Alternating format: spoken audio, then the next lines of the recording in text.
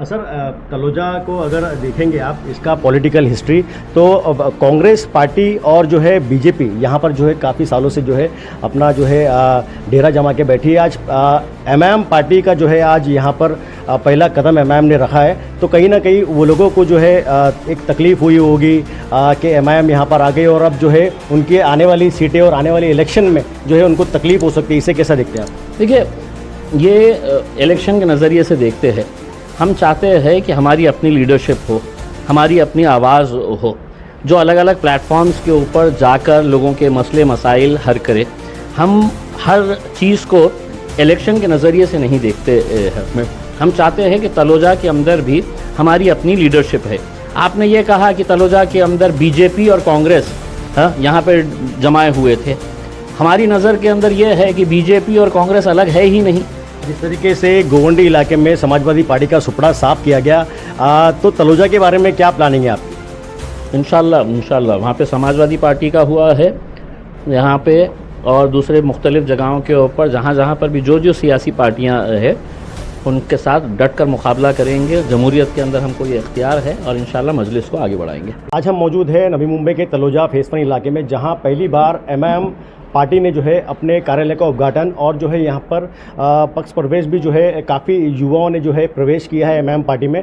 हमारे साथ में महाराष्ट्र के सदर इम्तियाज़ जलील सर मौजूद है। इम्तियाज़ जलील सर, क्या कहेंगे जिस तरीके से मुंबई और पूरे महाराष्ट्र में एमआईएम जो है फैलती जा रही है, उस तरीके से पहली बार नवी मुंबई के तलोजा इलाके में जो है अपना कार्यालय दफ्तर आज खोला गया, उद्घाटन हुआ, कैसा देखते हैं आप इसे? आपको थोड़ा सा दुरुस्त कर दूँ, किसी महाराष्ट्र ही नहीं, अल्हम्दुलिल्लाह पूरे हिंदुस्तान के अंदर आप देखेंगे ऐसा ही माहौल देखने को मिलता। मैंने आज जो जोश मैंने तलोजा के अंदर देखा है, वही जोश मैंने वडोदरा गुजरात में देखा है, वही जोश मैंने है तो अहमदाबाद के अंदर अब देखा है।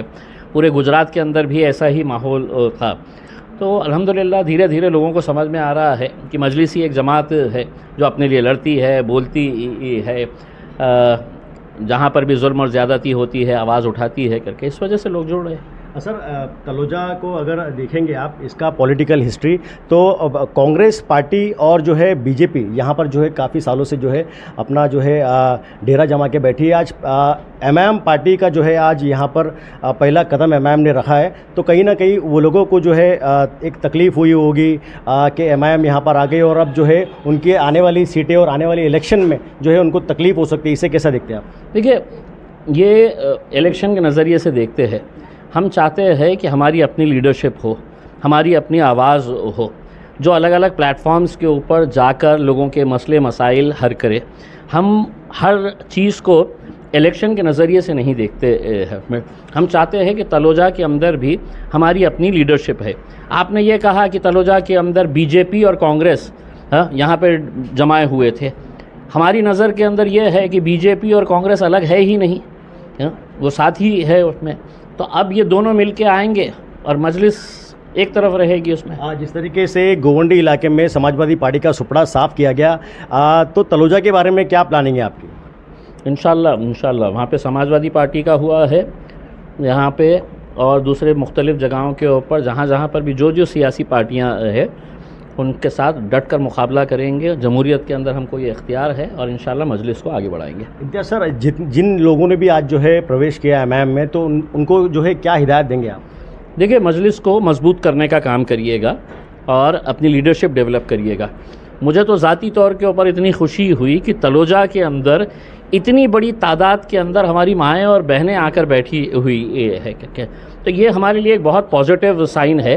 क्योंकि मजलिस की कामयाबी के पीछे अगर आप देखेंगे सबसे बड़ा हाथ या सबसे बड़ा सहरा किसी के सर पे जाता है तो वो हमारी माएँ और बहनों के ऊपर जाता है, और इतनी बड़ी तादाद के अंदर आए हैं तो हमारे भी हौसले बुलंद हुए हैं। तो हमारे चैनल के माध्यम से तलोजा फेज़ 1 और फेज़ 2 के सभी दर्शकों को, व्यूवर्स को क्या कहेंगे कि आने वाले दिनों में जो है कहीं ना कहीं मजलिस को मजबूत कैसे करे जाए?